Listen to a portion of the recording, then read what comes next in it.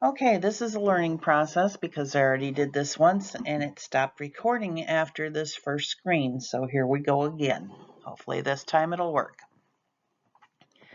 This is your education on medical necessity denials, whether it's pre-authorization, prior to service, or after the service is done and the denial is made for medical necessity, even though it was pre-authorized to begin with.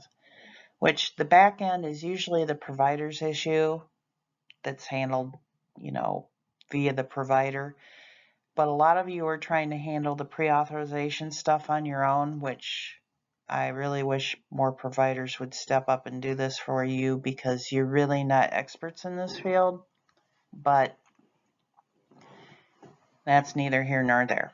So let's start off with Roman numeral 1 of the full and fair review requirements under Section H of ERISA.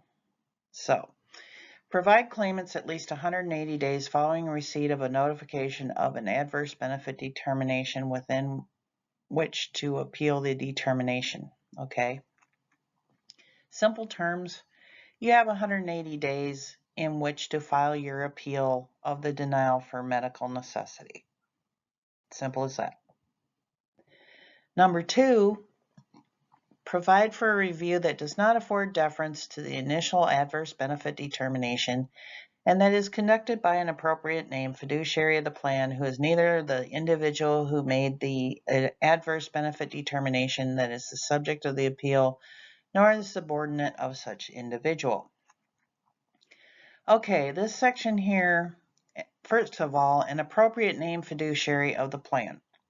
It could be the payer, it could be the plan itself.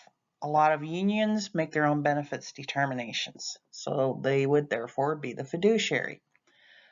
A lot of fully funded plans where your employer just pays Blue Cross Blue Shield or whoever else to handle everything, they just send them money, then they would be the fiduciary.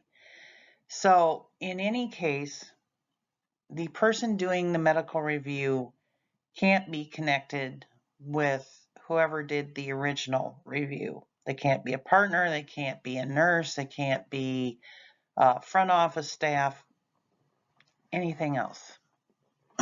Excuse me. Number 3, Roman numeral number 3, provide that in deciding an appeal of any adverse benefit determination that is based in whole or in part on a medical judgment, including determinations with regard to whether a particular treatment, drug, or other item is experimental, investigational, or not medically necessary or appropriate, the appropriate named fiduciary shall consult with a healthcare professional who has appropriate training and experience in the field of medicine involved in the medical judgment. This part means that they have to have a person do these medical reviews who is basically board certified and licensed and who does this area of specialty every day. So you cannot be a cardiologist doing reviews on lipedema patients because they don't know lipedema. They do heart surgery, but they don't do liposuction or lipectomies, things of that nature. So it has to be somebody that is familiar with lipedema making these decisions, whether it's medically necessary or not. And I can guarantee you, based on what I've seen so far, that's not the case. Roman numeral number 4, provide for the identification of medical or vocational experts whose advice was obtained on behalf of the plan in connection with a claimant's adverse benefit determination without regard to whether the advice was relied upon in making the determination. So in other words, they have to tell you who did your review. And it has to be documented and signed and dated by that individual. And they have to supply that individual's credentials. So there again, you can't get a denial that says, okay, well, our medical director reviewed this and they determined it wasn't necessary. Okay, what's your medical director specialized in? Do they know lipedema? Do they know surgery? Do they know anything like that? And you're going to see in the following slides where this whole section here, especially Roman numeral 3 and Roman numeral number 4, are extremely important. And Roman numeral 5 says, provide that the healthcare professional engaged for purposes of consultation under paragraph H3, Roman numeral 3 of this section, shall be an individual who is neither an individual who was consulted in connection with the adverse benefit determination that is the subject of the appeal, nor subordinate of any such individual. We covered this before. So basically, whoever the doctor is can't be, again, a partner of or work for, say, a review organization and things like that that made the original decision. So now we're going to get into why this section is important.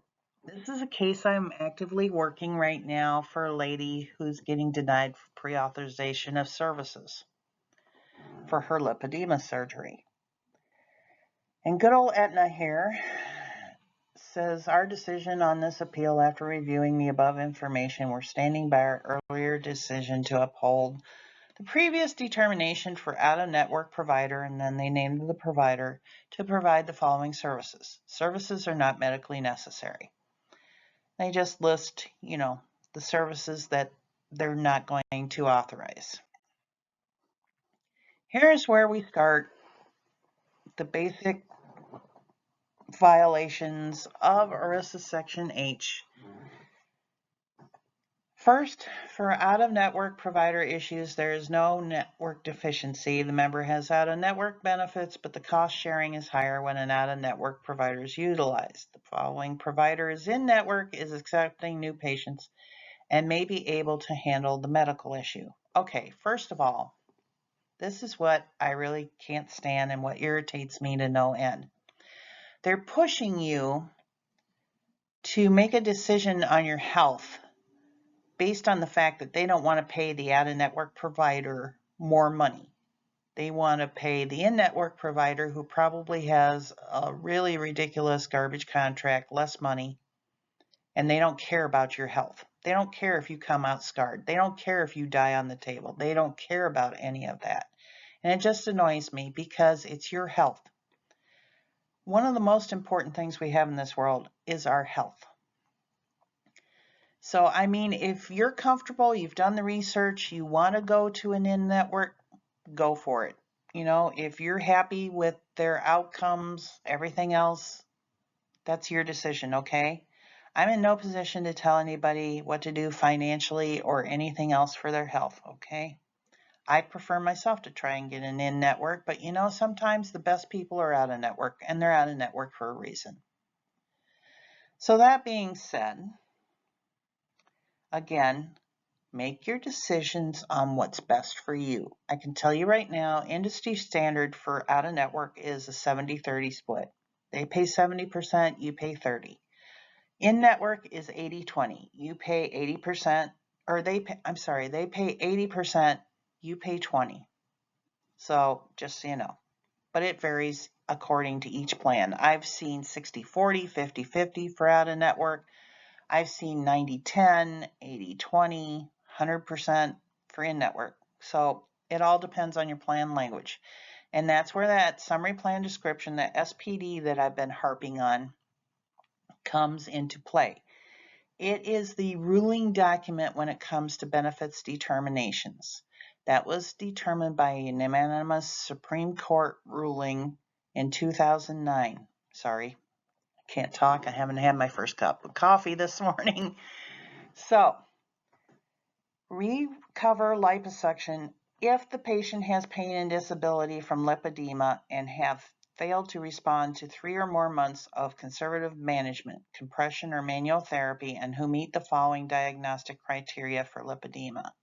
Okay, this particular patient, I've read her medical record. They meet all of this, and yet they still do not want to authorize it. And here it gets interesting where it says we cover suction lipectomy of the trunk, because this first section that I just kind of briefly glossed over, you can read it because, you know, this presentation is going to make sure you can read it, deals with arms and legs, but they have a separate little note here for the trunk. And oddly enough, there's only 5 items in that section to be medically necessary for a lipectomy. So again, I know for a fact that she has met all these requirements, and I apologize, I skipped ahead here. Okay, now we're back on track.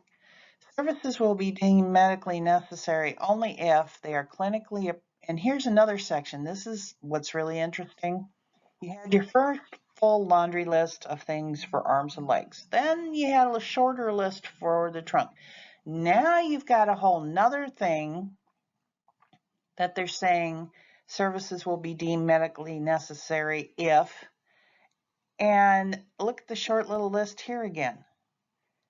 They are clinically appropriate in terms of type, frequency, extent, site, and duration, and considered effective for your illness, injury, or disease.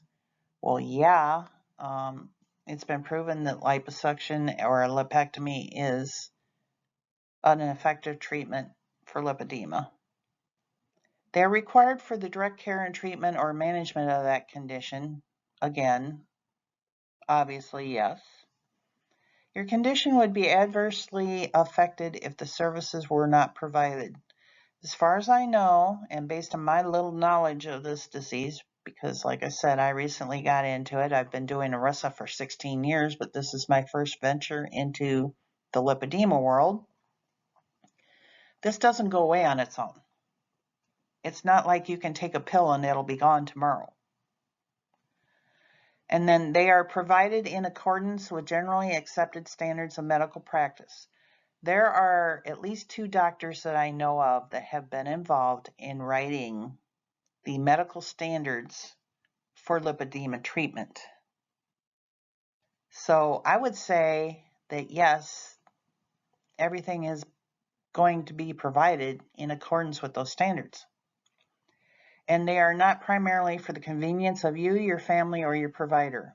As far as I know, nobody willingly wants to have surgery if it's not necessary. I don't think you're going to wake up some morning and say, hey, you know, I guess I'll have surgery today. I don't have anything else to do. Yeah, okay.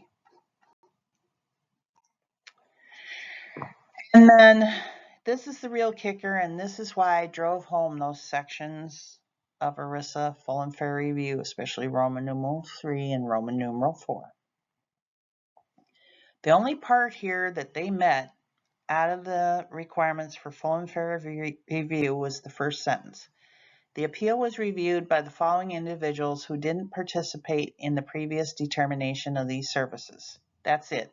That's the only part that they complied with. There was no medical review documented attached to this denial. Nothing about this reviewer's credentials, and it wasn't dated. There was nothing, no document. And I said, in 16 years of doing this, I have yet to see one. But first of all, their medical director is board certified in family medicine. What does he know from lipedema? Seriously. Has he ever seen it? Has he ever diagnosed it? Has he ever done treatment for it? I doubt it, being a family medicine doc. And it gets worse as we go through the list here. An appeals nurse consultant with a professional designation of RN. She doesn't even begin to meet the requirements for the knowledge needed to do these appeals. A senior complaint and appeal coordinator, yeah, fat chance. And a data entry operator. Okay, now you tell me what these last 2 have as far as a medical background in order to be reviewing an appeal. They don't. So hopefully this recorded this time so I can post it. And we'll see what happens once I export it, because I do listen to it. That's how I knew that after the first section of the previous one, The recording stopped. If you have any questions, sorry I can't do them live, but if you have any questions after watching this, feel free to put them in the comments section and I'll reply, okay?